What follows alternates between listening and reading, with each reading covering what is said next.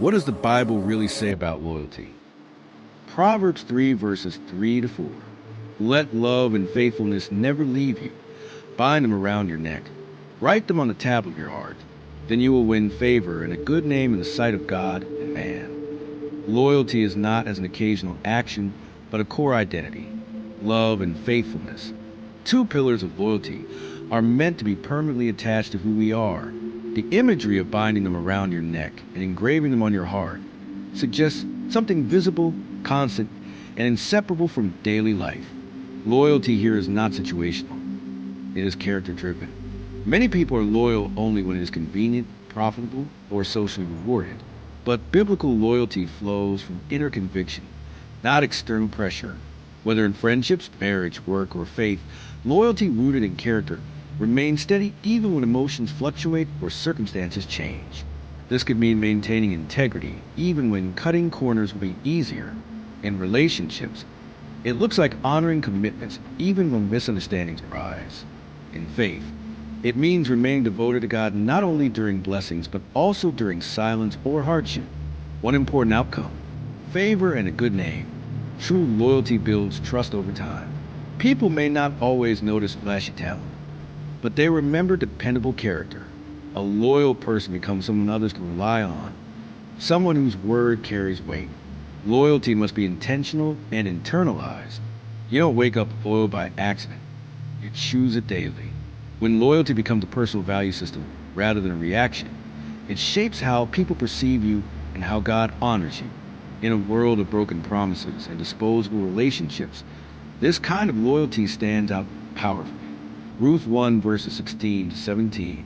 But Ruth replied, "Don't urge me to leave you or to turn back from you. Where you go, I will go, and where you stay, I will stay. Your people will be my people, and your God, my God." Ruth's declaration is one of the strongest expressions of loyalty in Scripture because it involves personal loss. She was not obligated to stay with Naomi. In fact, logic suggested she should leave. Yet Ruth chose loyalty over comfort, familiarity, and self-interest. Loyalty is a sacrificial commitment. True loyalty often costs something: time, security, pride, or opportunity. Ruth gave up her homeland, her future prospects, and social stability to remain faithful to a relationship that offered no immediate benefit. This challenges our transactional approach to relationships.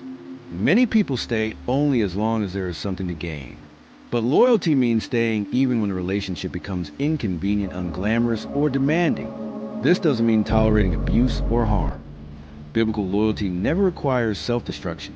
Instead, it means choosing faithfulness where love and responsibility genuinely call for it. Supporting a spouse during financial hardship, standing by a friend when their reputation is damaged, or caring for aging parents are modern echoes of Ruth's choice. Ruth's loyalty also extended beyond a person to values and faith. She embraced Naomi's God, showing that loyalty can reshape identity and purpose. Her decision ultimately positioned her within God's redemptive plan, leading to blessings she could not foresee. Loyalty often precedes reward. Sacrificial loyalty may look like loss in the moment, but it builds foundations for deeper trust, stronger bonds, and divine favor over time. Ruth teaches us that when loyalty is sincere, God honors in ways far beyond what we imagine. 3. Luke 16 verse 10. Whoever can be trusted with very little can also be trusted with much, and whoever is dishonest with very little will also be dishonest with much. Loyalty implies consistency in minor responsibilities. Loyalty is often tested not in dramatic moments, but in quiet, unnoticed decisions. Jesus emphasizes that faithfulness in small things reveals the true nature of a person's loyalty. It means showing up on time, keeping small promises, respecting boundaries, and handling minor duties with care. Many people want major opportunities, leadership, or influence, but overlook the importance of being loyal in routine tasks. Loyalty may show in how you treat company resources, speak about your employer when no one is watching, or handle tasks that don't bring recognition. In relationships, it appears in attentiveness, honesty, and respect in daily interactions, not just grand gestures. Note that this loyalty doesn't start big.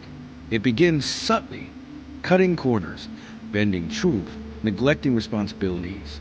Over time, small acts of disloyalty shape character, and lead to larger betrayals. Jesus teaches that loyalty is measurable. It shows up in patterns, not intentions. You don't prove loyalty by what you say you would do in big moments, but by how you behave in ordinary ones. This means treating every responsibility as meaningful. Whether managing money, time, relationships, or faith commitments, loyalty in the small things builds trust with people and credibility before God. This verse reminds us that promotion follows proven faithfulness, not ambition. 1 Samuel 18 verse 3. And Jonathan made a covenant with David because he loved him as himself. Jonathan's loyalty to David is remarkable because David was a direct threat to Jonathan's future as king. Yet Jonathan chose loyalty over rivalry.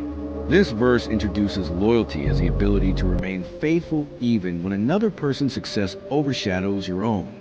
Loyalty is often tested by jealousy. When friends succeed, when colleagues get promoted, or when others receive recognition we desire, loyalty can erode. Jonathan teaches us that true loyalty celebrates others without resentment. This kind of loyalty requires emotional maturity. It means refusing to sabotage, gossip, or withdraw simply because someone else is advancing. Instead, it chooses support, honesty, and goodwill, even when the situation feels unfair. In friendships, loyalty means being genuinely happy for someone's growth, not secretly hoping they fail. In families, it means supporting siblings rather than competing for validation. In professional environments, it means mentoring rather than undermining. Jonathan's loyalty also involved commitment, symbolized by a covenant. Loyalty is not passive affection. It is an active decision to protect and stand by someone, even at personal cost. This verse challenges us to examine our hearts. Can we remain loyal when loyalty doesn't benefit us? Can we love others without seeing them as competition? Jonathan's example shows that loyalty rooted in love, not self-interest, creates relationships marked by trust and honor. Ecclesiastes 4 verses 9 to 10. Two are better than one. If either of them falls down, one can help the other up. Loyalty means an active presence during vulnerability. Loyalty is not only about staying, it is about lifting. The image of helping someone emphasizes responsiveness, attentiveness, and shared responsibility. It also means being available when others struggle, emotionally, financially, or spiritually. Loyalty shows up when someone listens without judgment, offers help without being asked, or stays engaged when things become messy. Modern culture values independence, but this verse reminds us that loyalty thrives in interdependence. Loyal relationships allow people to be weak without fear of abandonment. This is essential in friendships, marriages, teams, and faith communities. Loyalty here is practical, not sentimental. It is expressed through actions, checking in, showing up, offering assistance. It teaches us that loyalty is proven in moments of need, not moments of celebration. 2 Timothy 2 verse 13. If we are faithless, he remains faithful, for he cannot disown himself. Loyalty is rooted in identity rather than behavior. God remains faithful because faithfulness is who he is. His loyalty flows from his nature, not our reliability. We have to build loyalty into our identity. When loyalty becomes part of who you are, you don't abandon commitments easily. You act consistently because it aligns with your values. People fail. We forget, disappoint, and fall short. Loyalty grounded in identity allows room for restoration rather than immediate rejection. We should strive to be loyal not because others deserve it, but because integrity demands it. When loyalty becomes part of your identity, it shapes how you show up in relationships, work, and faith, steadfast, dependable, and trustworthy.